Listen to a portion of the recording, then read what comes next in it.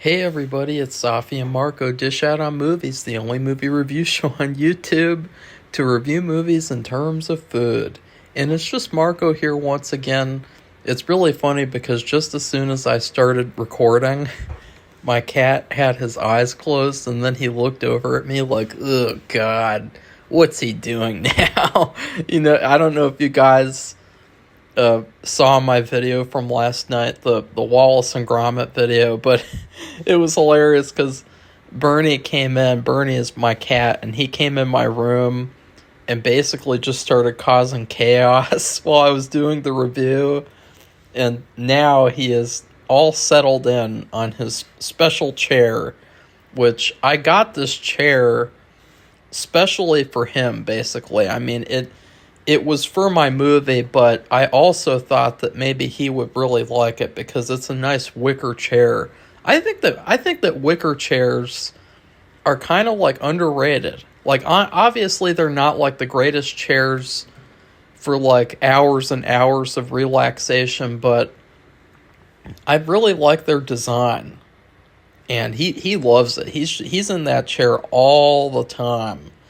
And yeah, anyways, I am here to do my top 10 worst old movies of 2024. Ugh. I watched a lot of bad movies last year. A lot of movies that probably won't really qualify as good or bad. They're just kind of like in the middle. For instance, I'm not really going to talk about these movies in depth, but one of them for sure was No Dessert Dad Till You Mow the Lawn. And Female Hustler 2, that was bad. And Doll Graveyard, that was a big disappointment. But then there were some other ones that were really, really bad. And, probably some of the worst movies I've ever seen. And that's saying something because I have a reputation for being negative, even though statistically I am proven to be a lot more positive than Safi. I am proven to like about 60% of the movies that I watch versus disliking about 40%. And I think that that's about like accurate for like an average person. It's like you like 60% of what you watch. So it's funny that I have that reputation, but let's get started. Oh, God. First off, we have a few dishonorable mentions. First off, Square Dance. This was my first Winona Ryder movie, and I was really excited because I thought that it sounded like a fun story. I don't really watch movies like this a lot. It's all about Winona Ryder as this country girl who runs away from home to live in the city, and then she meets this mentally retarded guy played by Rob Lowe. And the reason why I call him mentally retarded is because, I didn't know what was wrong with him in the movie. Like, they never really came out and said that he had an actual medical issue that would make him, handicapped. But it was the fact that, like, Rob Lowe he doesn't have any issue in real life. He is completely 100% just Rob Lowe. And he was playing this character, and it was really bad. The whole movie is kind of pointless because the whole point of it is that it's a square dance. She goes to the city, and then she ends up exactly where she was at the beginning. And again, like, I was really excited for this movie, and I just thought it was such a disappointment because I never watched this type of story. And I was really hoping that it would be a lot of fun, but it was just complete garbage. And I didn't like Rob Lowe and what he was doing in the movie. And I thought that it was kind of... I'm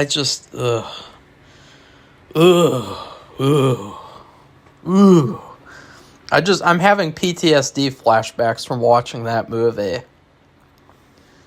Another dishonorable mention is the original Hunchback of Notre Dame with Lon Chaney. I know that this is going to be a very controversial take, but I absolutely hated this movie.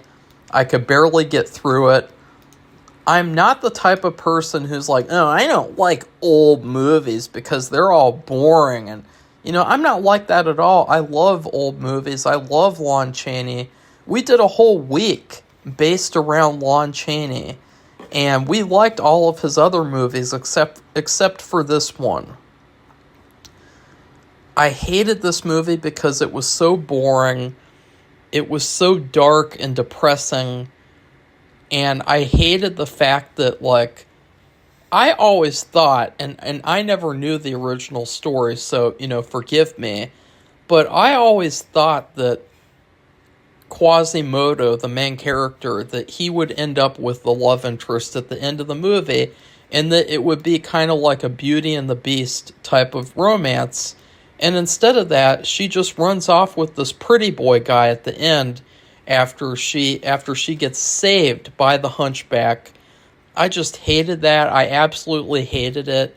I thought that it was such a slap in the face, and it was such a giant waste of time. I mean, what was the whole point of this movie? That, like, there are some people in society who are really mistreated? Like, that's like every monster movie that's ever been made. Every Universal monster movie at least. So, like, I really just hated this movie. But I did like Lon Chaney's performance. I did love all the stuff that he did. But honestly, I gotta say, it was kind of a letdown. Like, he hardly did any climbing of buildings. I had thought that it would have been so much more impressive than what he actually did in the movie. And I just thought, again, it was a huge waste of time. Next up is Honey, I Blew Up the Kid. Honestly, like, that movie was really, really bad. And the biggest issue that I have with this movie was that it not only felt like a downgrade, but it didn't even feel like a Honey, I Shrunk the Kids movie. And what do you know? It turned out that the story behind the movie was that this was a completely different script for a completely different movie, and they just put the Honey, I Shrunk the Kids name on it and made it about these characters. And so that is the reason why the sister is not in this movie. It's not because they had a story in mind where she wouldn't be in it. It's not because the actress wasn't available. It's because they wrote this completely different script and they wouldn't even write her character into the movie. I just thought that was so insulting. And, you have so many instances where you have a sequel in which there's a character from the first one and they don't get to be in the movie for whatever reason. And here's a case where this actress was totally willing to be in the sequel, and they just, like, say fuck you to her. I just thought that was so terrible, and I hated that they did that to her. I thought that she was a missing element in this movie, and the movie was terrible regardless. It was absolutely abysmal. I hated every single thing about this movie. I never want to watch it again. It just, ugh. So, let's move on to the top 10. Number 10 is Trancers 3 Death Lives. After the brilliant, I would say, in comparison to this one, the brilliant Trancers 2, the third one was a huge letdown. The main character, he is now divorced to his love interest from the last movie, after that whole movie was all about him getting back with her, and it's this stupid story that doesn't even make any sense, and it doesn't even feel like a completed movie. It just feels like a bunch of scenes that are thrown together. It really reminds me of, like, those horror movie sequels that they rush into production so that they can have a sequel per year, and, like Child's Play 3 and movies like that. And there was nothing good about this movie at all. I hated everything about it. I never want to watch it again. And what's even worse is that, like, I've heard that Trancers 4 and 5 are like some fantasy movies. So, like, this was the last one where they had the chance to, make a great story with this urban setting, with a dystopian future, and, the Trancers and everything. And so, What a letdown. What a complete letdown. Number 9 was Magic in the Mirror. This was a bizarre children's movie, kind of a ripoff of Wizard of Oz, but with ducks. And it's all about these ducks that are like these in this magical kingdom of ducks that make people into tea by boiling them alive. And it was just a terribly boring movie. There was nothing about it to like, basically, and I could barely get through it. I was in pain. I was crying watching this movie because I was so bored and miserable. Number 8 is the Prom Night remake.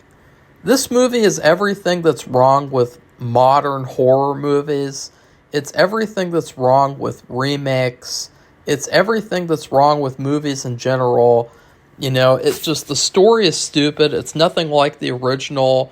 They made it PG-13. I don't know why they did that.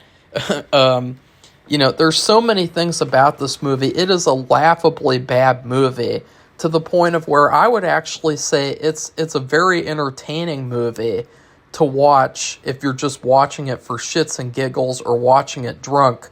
But as a movie, as a straight-up serious horror movie, it is a complete and utter failure. The main bad guy looks like Billy Bob Thornton, and he's not intimidating at all. There's this one shot in the movie, probably the funniest shot of the movie, where there's this hotel worker getting strangled, and he's just sticking his tongue out at the camera, and it's so hilarious. It's so bad. And then this movie is also full of cliches, jump scares. It's not smart or clever in the slightest. I know that Safi will have more to say too. She'll probably go on about this movie for like 10 minutes. That's how bad it is. Number 7 is Star Wars: The Last Jedi. This is absolutely the worst Star Wars movie that I've ever seen. It felt like it was a purposeful attempt to destroy the characters. It felt like it was a purposeful attempt at sabotage. And it also just felt like a big fuck you to the fans of the franchise. And the biggest thing that I hate about this movie, besides Luke, what they did to Luke Skywalker and absolutely, completely ruined his character. But the worst thing was what they did with the romance, where, the main woman, Rey, Mary Sue, they put her with the bad guy, Kylo Ren, and they have her fall in love with the bad guy. And I'm sick and tired, nowadays it's all about female empowerment, female this, female that, all this feminism garbage that we don't want anymore. And it's funny because it's like, oh, you're all about women empowerment, but then you have this story where the woman gets with the evil guy and then she shuns the good guys and everything. It's like, that's never been like a feminist thing to happen. Like, that is not something that is like good for feminism, for a woman to get with a guy who's completely evil, a genocidal maniac who throws temper tantrums and kills people all the time. She gets with him, which is just an absolute disgrace. It's a terrible example for young girls, which they already have enough terrible examples in society as it is. They're all raised to hate men, except for the evil men who they then get with, and then they get abused by them, and then they're like, oh, wah, wah, wah, years later, and then it's too late, and nobody cares about them anymore. That's basically like the modern female experience, is that women are raised to be abused and raised to, live in this cycle of abuse with these disgusting men who, it's absolutely terrible what's happened to women in our society, and it's absolutely terrible that this movie promotes that. And then also you have the side character, Finn, and because he's black, he's completely sidelined to the point of where he's basically a glorified cameo in the movie, in terms of, like, you could have cut him out of the movie and it wouldn't have mattered at all, and they stuck him with this uglified, Asian love interest who they only made to appease China, and they took this beautiful actress and they completely uglified her because it's like, oh, for a woman, for a female character like Rey, she should get with the most attractive, good-looking bad guy. But then for Finn, the side character, the male character, he needs to get with someone ugly. And he needs to get someone who's just absolutely disgusting on purpose. You know, it's like what a disservice they did to that actress. And so this movie, it is the absolute worst. It's terrible. There's nothing good about it at all, except for the fact that it has good cinematography. That's about it. Like, this is, honestly, this is the best looking Star Wars movie I've ever seen in terms of visuals. But everything else about the movie is completely terrible. Number 6 is Speak No Evil, the original. This movie was bad because it's all about this family that goes to stay with another family, and they just keep ignoring all the red flags until they get killed at the end. You know, it's very predictable. And I think the thing that's bad about this movie is the fact that they purposefully made the main character so stupid that they would just go along with everything that they wanted them to go along with until the end of the movie when it's too late. And I just thought that it was so dumb to do that because it was so contrived and forced, like an agenda type of thing, where, you know, it was all to push this message of you shouldn't be nice, you should say no, you should push back against people who, you know, disrespect your boundaries, which I absolutely agree with.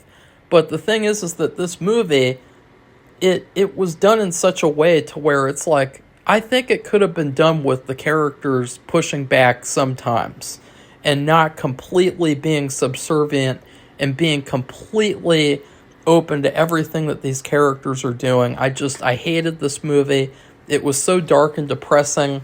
They sucked all the color out of the movie, which is a typical thing they do in modern movies, and it was just terrible. Number 5 is The 33.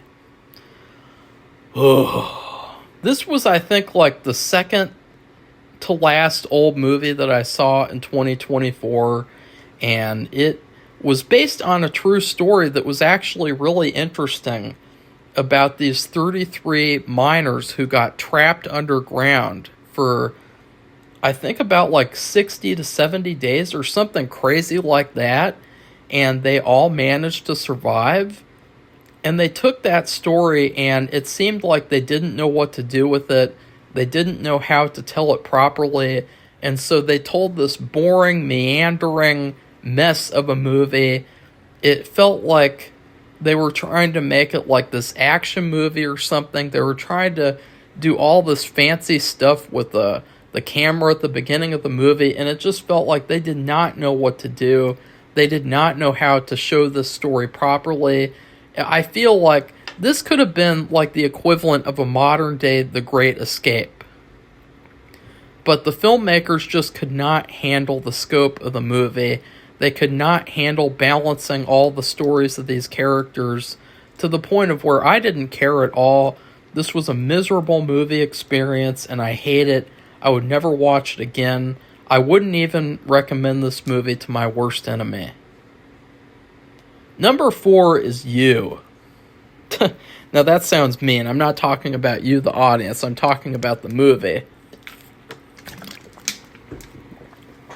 This was a movie made by Jan from The Office and her real-life husband.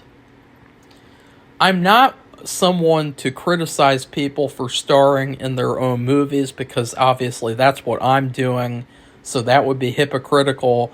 But in this case, it definitely felt like they did not have a story here that was worth telling. They just wanted to do something cutesy and fun together as a couple, which was make this movie.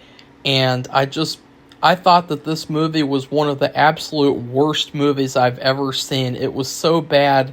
It was so phony. It was so There was this one line in the movie that was so laughably bad. There were a lot of things about the movie that were hilariously bad, but there was this one line that they kept repeating over and over again throughout the movie where it's like, you started off as a yummy infant, and then you turned into a troublesome toddler, and then you turned into a defiant teenager, and then you turned into a wonderful adult. And they kept on saying that over and over and over again.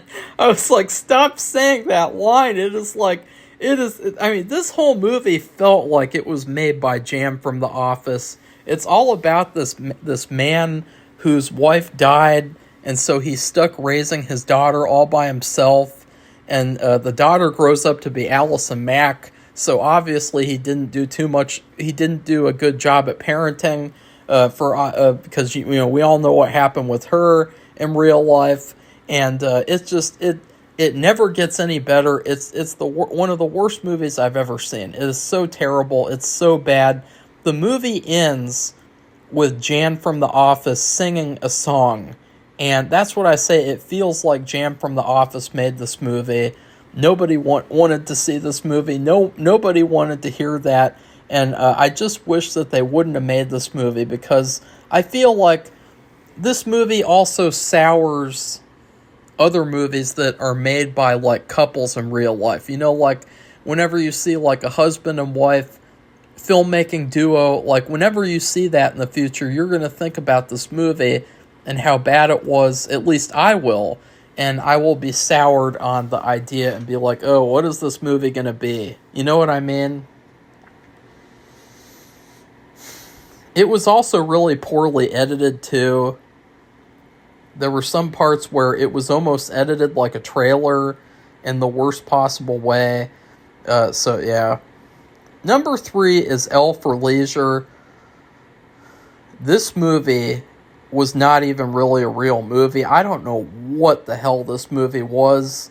It was like an experimental indie movie that was like a 1990s nostalgia throwback thing where it's all about these college students going on vacation for a couple of years, and there's absolutely no plot to this movie. There's nothing good about this movie.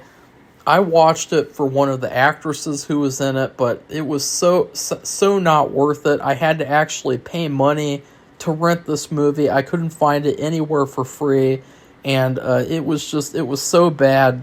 I don't even know what happened in the movie. Like, they did all these like artsy, pretentious things, and that's what it came off like. It came off like a pretentious student film. Number 2 is The Uninvited. I can't even remember what happened in this movie. This was a recommendation from Safi, and even she can admit that she doesn't even know what the hell happened in this movie. It was so bad, it was so boring. I didn't even really pay attention to the movie. I remember I just completely zoned out and did not care about anything that happened. Number 1 is another Sean C. Phillips classic, and I say classic in a sarcastic way. Sean C. Phillips, he used to be a really good YouTuber. He used to have this really amazing YouTube channel. I grew up loving his work on YouTube, and I was really looking forward to when he would make his own feature film, and he would be the director and writer and star and everything, because I loved all of his like short movies, but he turned into a complete sellout. I think that his movies are completely garbage, and it's almost like they're garbage on purpose. It's really insulting. It feels like he doesn't put any effort into them at all, and he crowdfunds all of his movies. And honestly, I would say that it's a scam. It is a complete scam, and he does not deserve to be directing movies at all. I feel like this movie is a prime example of why. The movie is all about these two despicable characters who are both extremely, extremely unlikable. They start off the movie where, and I'm not even kidding when I say this, they start off the movie by making a joke about Sean, the director, giving fellatio to a puppy for a YouTube video. And these characters are who you follow for the whole movie. And it is all about, they go to the woods to film something about this witch or something. It's just basically a Blair Witch ripoff with this stupid witch who you don't even see until like the end of the movie. And the witch looks like just somebody dressed up with like cheap Halloween costume gear. And mainly the biggest problem of this movie is that the main two characters are so unlikable, and they are not characters that you would want to watch. There's not a single character in this movie that is really likable, and it doesn't even really feel like a movie. Like, it doesn't even feel like a movie in, like, the simplest ways. It doesn't feel like they had a shot list. It doesn't feel like there was any production value.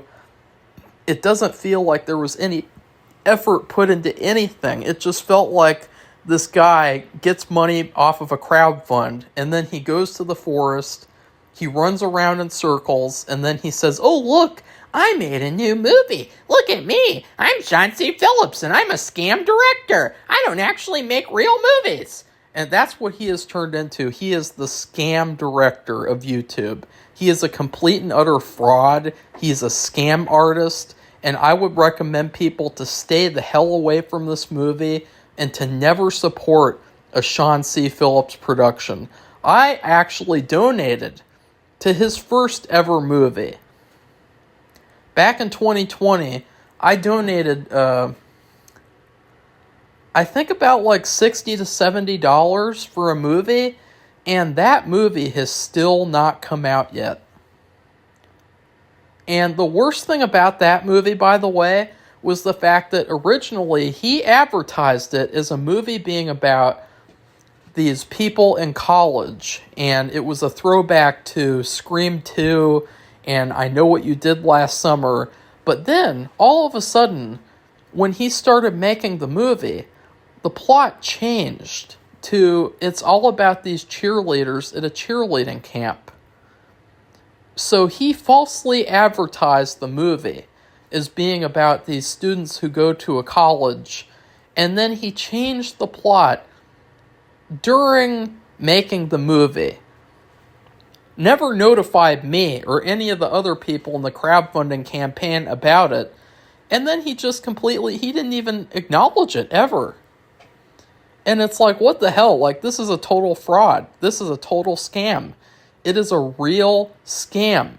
And I would just, there are all these movies nowadays that you see on Tubi, and let's just face it, they're not even real movies.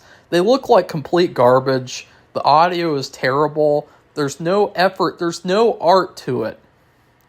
It's like there's all these movies nowadays made by these frauds who live in the Los Angeles area, and none of them have any artistic merit at all. It just feels like a slap in the face to someone like me. I put so much effort into my movie, and so when I see a movie like this, a movie in quotes, it's such an insult and it's so disrespectful to the film industry to make something like this and to say, like, look at me, I'm a real filmmaker, I'm Sean C. Phillips. So, yeah, fuck this movie, fuck Sean C. Phillips, and fuck everyone involved in making this piece of shit movie.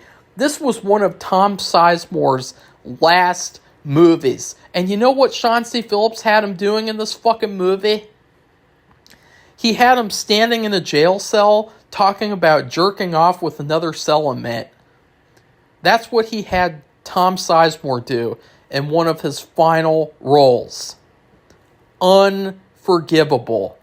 Unbelievable. And you know what else is hilarious too? The whole movie's about these main two characters. He has worked with this woman, Lauren Francesca. He has worked with her on basically every single one of his movies.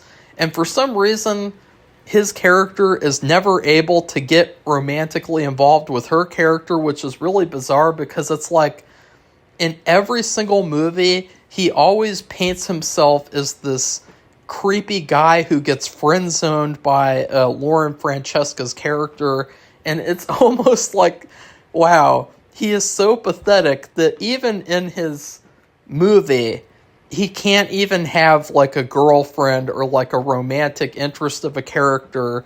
Like in every single one of his movies, he turns his own character into an incel, quote unquote. You know, that's like the modern feminazi term for like a guy who hasn't gotten a relationship yet. But like, that's how pathetic he is as a filmmaker. Like, and I'm not saying like that he should just be with Lauren Francesca in every single movie, but just the fact that like in one movie he can't be like, hey, like that's my girlfriend, and like it's just, it's so bad. It's like, why is it that in every single one of his movies it's like he's this creepy guy who gets friend-zoned? Is it just because he can't, like, that's what he thinks he is in real life or so? I have no idea. I have no clue what is in the mind of Sean C. Phillips. I am so embarrassed that I ever supported this guy. I am so embarrassed that I ever watched this guy's YouTube videos, because he is an absolute embarrassment to the film industry. So, please like this video and comment and tell me what you think. Do you think that Sean should, like, have, like, a girlfriend character in one of his movies at least? Like, because, I mean, that's pretty repetitive. Like, he's just always, and he said, too, in his videos, he wants to be, like, the Clint Howard of movies. And it's like, yeah, Clint Howard, I don't think that Clint Howard would be a fan of Sean C. Phillips's movies, to be quite honest with you. Like, I don't think that I think that Clint Howard is so much better of an actor, too. Like, Clint Howard isn't, like, a creepy guy that, like, ew, he's that creepy guy. It's like, you look forward, you get excited when you see Clint Howard, because he's just this weird-looking guy, but he's a really good actor, and he's a lot of fun to see in movies, whereas whenever you see Sean C. Phillips in a movie, you're like, ew, it's that guy. It's that scam artist from YouTube who scams people out of their money. And I bought one of his movies, and one of these other guys who crowdfunded, who donated to his movie, he had his name in the end credits, and Sean C. Phillips incorrectly spelled his name in the end credits. And I know that because the guy, he bought the movie from me after I was done suffering through it to review it, and he was so like, oh yeah, of course he misspelled my name. Like, that's such a disrespectful thing to do. This guy paid you money to be in your ending credits, and you can't even take the time to spell his name correctly. I don't understand why this type of unprofessional behavior is tolerated in the film industry nowadays. I don't understand why people are associating with this complete fraud and this loser. And then please subscribe to our channel if you'd like to see more honest movie reviews. Goodbye, everybody. See you soon.